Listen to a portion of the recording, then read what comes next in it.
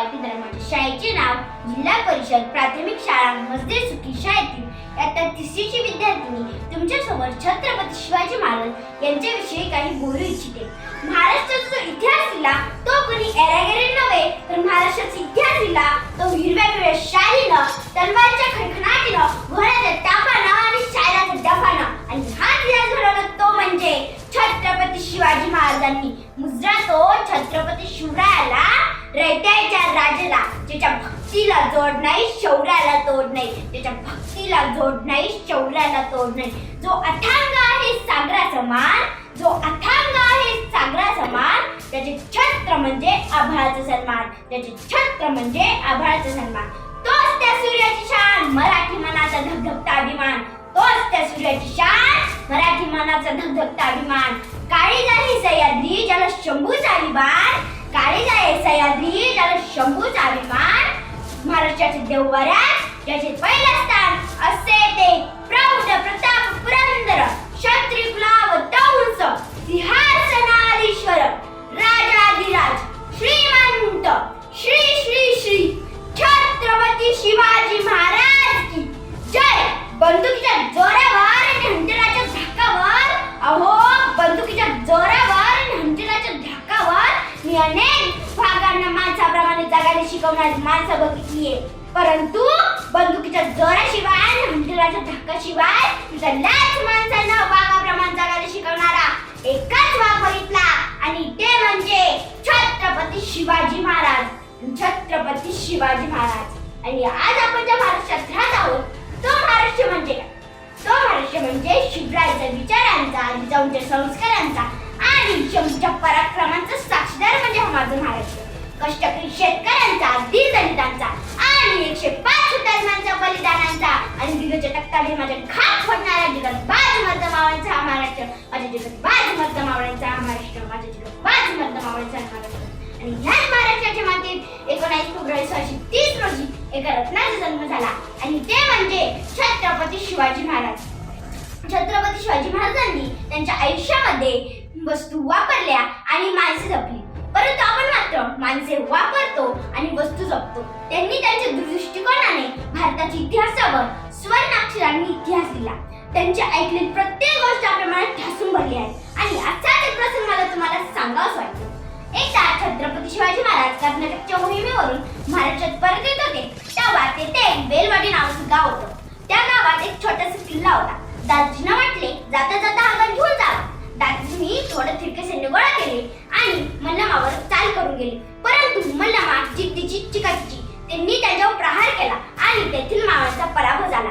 दादाजींना वाटले एका स्त्रीच्या हातून मावळ्यांचा पराभव होणे शक्य नाही, म्हणून दादाजींनी अजून सैन्य गोळा केले आणि मल्लमावर तुटून पडले, परंतु आता मल्लमाचा पराभव झाला. दादाजींनी ठरवलं की मल्लमाला कैद करायचं आणि छत्रपती शिवाजी महाराजांपुढे उभे करायचं. जेव्हा मल्लमामध्ये सैन्य कैद करत असताना मल्लमामध्ये आत गेली आणि आपल्या तान्या बाळाला बाहेर घेऊन आली. आणि जेव्हा छत्रपती शिवाजी महाराजांपुढे तिला दरबारात उभे केले गेले, तेव्हा तिला वाटले जसा प्रत्येक राजा आपल्या गुन्हेगाराला शिक्षा देतो तसा हाही मला शिक्षा देईल आणि मला आणि माझ्या बाळाला मारून टाकणार. तेव्हा ती छत्रपती शिवाजी महाराजांपुढे गेली आणि नतमस्तक झाली आणि म्हणाली, राजा मी तुमची गुन्हेगार, जी काही शिक्षा द्यायची असेल ती मला द्या, परंतु त्यात माझ्या तान्या बाळाचा काहीही दोष नाही. म्हणून छत्रपती शिवाजी महाराजांनी ते ऐकून स्मित हास्य केले आणि चिटणीसांना इशारा केला. चिटणीस आत गेला आणि दुधाची वाटी घेऊन बाहेर आला. छत्रपती शिवाजी महाराजांनी मल्लदेशाच्या बाळाला उचलले आणि मांडीवर घेतले आणि दुधाच्या वाटीतून चमच्यानं बाळाला दूध पाजले आणि म्हणाले माझ्या मांडीवर जो दिसत आहे ना तो माझा भाचा आहे, म्हणजे तुम्ही आमच्या भगिनी झाला. कोणता भाऊ आपल्या बहिणीचं राज्य बळकावून घेतो? अहो दादाजी, बहिणीचं राज्य घ्यायचं नसतं तर बहिणीला राज्य द्यायचं असतं. आणि अशा काळातही माझ्या शिवरायानं मल्लदेशाचं राज्य परत केलं आणि त्यामुळे तिला बाळूची चोळी देऊन तिच्या घरी सुखरूपपणे पोहोच केलं. म्हणून तर मला असं वाटतं छत्रपती शिवाजी महाराजांनी जे केलं ते जगाने कधीच केलं नाही, आणि जे जगाने केलं ते छत्रपती शिवाजी महाराजांनी कधीच केलं नाही. म्हणून जगाला छत्रपती शिवाजी महाराजांना झुकायला लागले, छत्रपती शिवाजी महाराजांपुढे झुकावे लागले. छत्रपती शिवाजी महाराजांनी त्यांच्या आयुष्यामध्ये स्त्रियांचा आदर केला आणि जी काही स्त्री मला ऐकत आहे ना तिला एवढं सांगावं वाटतं की तलवारीपेक्षा तीक्ष्ण तुझ्या नजरेची धार आहे. अगं तलवारीपेक्षा तीक्ष्ण तुझ्या नजरेची धार आहे. महाराष्ट्राची भागी तू भावळीचा वार आहे. महाराष्ट्राची भागी तू भावळीचा वार आहे. भगव्याची रक्षणी तू स्वराज्याची मेघ आहे. भगव्याची रक्षणी तू स्वराज्याची तू मेघ आहे. ढुबळी समजू नको तू स्वतःला, तुझी आमची लेख आहे. तुझी आमची लेख आहे. एवढे वर्ष झाली तरी अलीकडच्या काळातील मला तुम्हाला एक प्रसंग सांगावासा वाटतो. आज 5-6 वर्षापूर्वी इटलीचे पंतप्रधान भारत भेटीसाठी आले होते. तेव्हा गाईडने त्यांना एक प्रश्न विचारला की तुम्हाला प्रेमाचं प्रतीक असणारं ताजमहल बघायचं की सोन्याचं प्रतीक असणारं गोल्डन टेम्पल बघायचं. तेव्हा इटलीचे पंतप्रधान म्हणाले की तुमचं प्रेमाचं प्रतीक असणारं ताजमहलही नको व सोन्याचं प्रतीक असणारं गोल्डन टेम्पलही नको. माझ्या ज्या राज्याचा इतिहास शिकवला जातो ना त्या राज्याचं मला रायगड बघायचंय. आणि तेव्हा गाईड्स त्यांना घेऊन रायगड बघायला घेऊन गेले.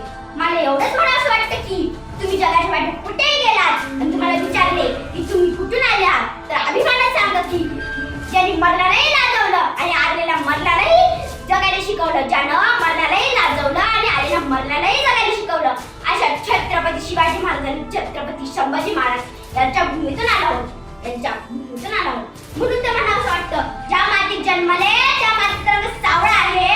अहो ज्या मातीत जन्मले त्या मातीत रंग सावळा आहे. छटी ठोकून सांगते मी शुभाचा मावळा आहे. मी शुभाचा मावळा आहे. ज्याचं तेवढं सांगावं वाटतं की देवाकडे फुल मागितले तर देवाने अख्खी बागच दिली.